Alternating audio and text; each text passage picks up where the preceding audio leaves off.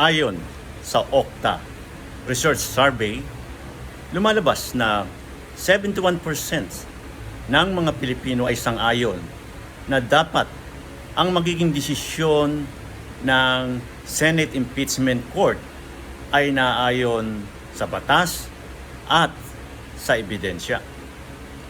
Alam niyo no, absolutely sang-ayon ako dyan sapagkat yun ang nararapat, yun ang dapat na tama. Itong ating mga senator judges, no, kailangan hindi nila pairalin ang kanilang ambisyon, ang kanilang interest, ang kanilang takot, na baka sila ay mawala sa larangan ng politika, sapagkat ang nasasakdal dito ay hindi lang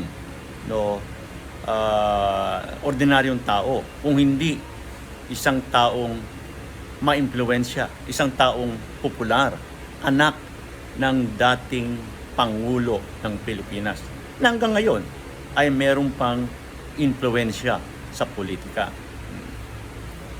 Subalit, itong ating 24 members na judges, kailangan pairalin nila rito, hindi yung takot, kung ano yung kanilang duty.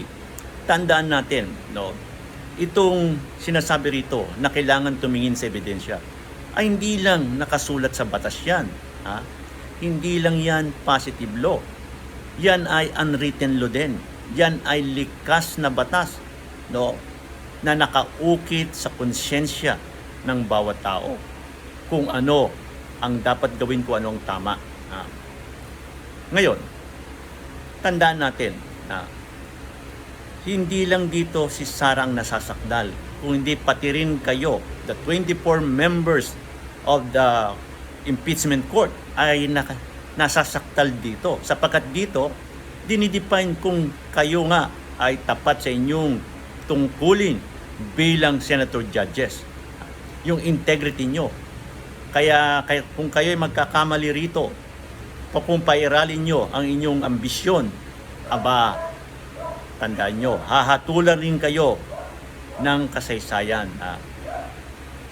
Kaya makinig kayo sa aral ng kasaysayan. Huwag na natin hihintayin pa itong EDSA 3. Naganap na yung EDSA 1, people power, yung EDSA 2, people power.